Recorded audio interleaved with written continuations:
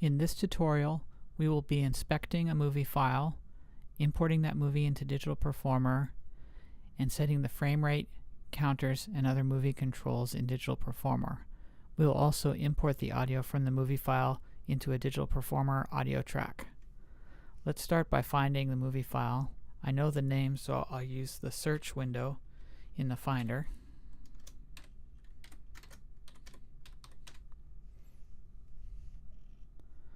Here's my movie file. I'll double click it and it will open in QuickTime.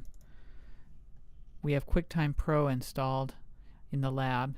This allows us to inspect the movie properties. So if you go to Window and go to Show Movie Inspector, we see different pieces of information about the movie. What we're interested in is the frame rate. We're going to need to set the frame rate in Digital Performer. So I'll press play and we'll see where this settles at. So we're watching the playing frames per second, and it's approximately 24 frames per second. We'll need that information in Digital Performer.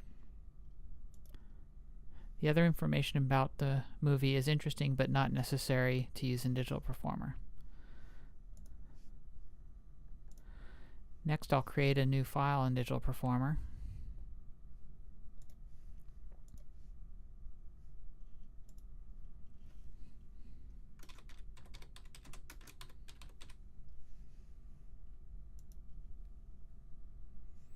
It's important that you have a copy of the movie file in your project folder, so when you archive your project, a copy of the movie will go with it.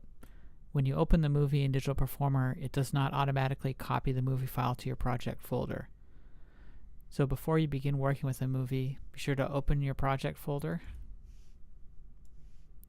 and open the Sequence 5 Files folder. Find the movie file and drag it into your project folder. The next step is to import the movie into Digital Performer. So if we go under Project, down at the bottom it says Movie. And in this window I can again search for the file by name.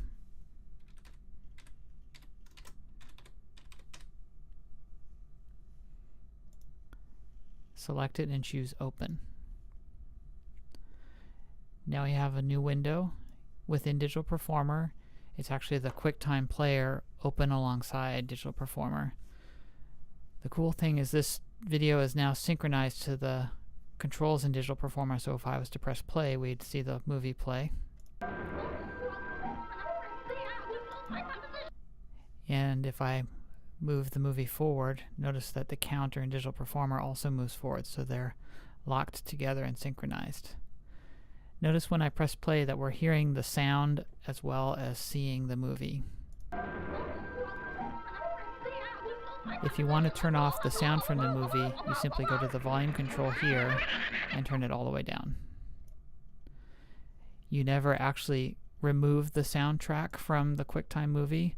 At the end of this project, we'll replace it, but it will always be part of the movie. So the only way to mute it is to actually turn this volume control all the way down. Okay, a few other things we need to set in Digital Performer before we begin. First off, we want to set the frame rate to match the frame rate of the movie. That's done up here. And notice one of the frame rates is 24 frames per second. That should work. We also want to set one of our counters to frames. That will help us navigate the movie. So if I go to this counter, I can choose frames. And it's showing us real time, in other words seconds, and frames per second here will be minutes if we go over 1 minute. So let's press play again from the beginning.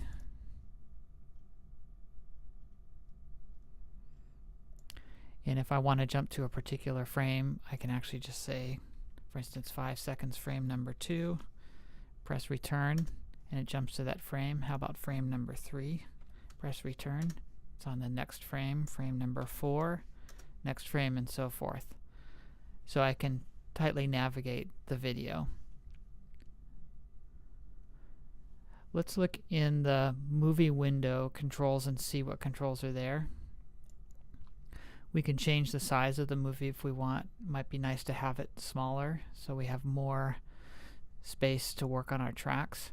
The smaller the movie file shows in the window, the more processing power is available to run DP, so that's also helpful. One other thing you might want to do is extract the audio from this movie and put it into an audio track in Digital Performer. That way you can check some of the timings. You might get ideas from the original score. You might even find you copy and paste a little piece of the score. For whatever reason, it's sometimes nice to have that soundtrack as an audio track. So if we go to the mini menu for the movie, down at the bottom it says copy movie audio to sequence. This basically extracts the audio track from the movie and puts it into an audio track in Digital Performer. Notice that I still have the volume control all the way down on the movie, but if I press play, we should hear this track playing.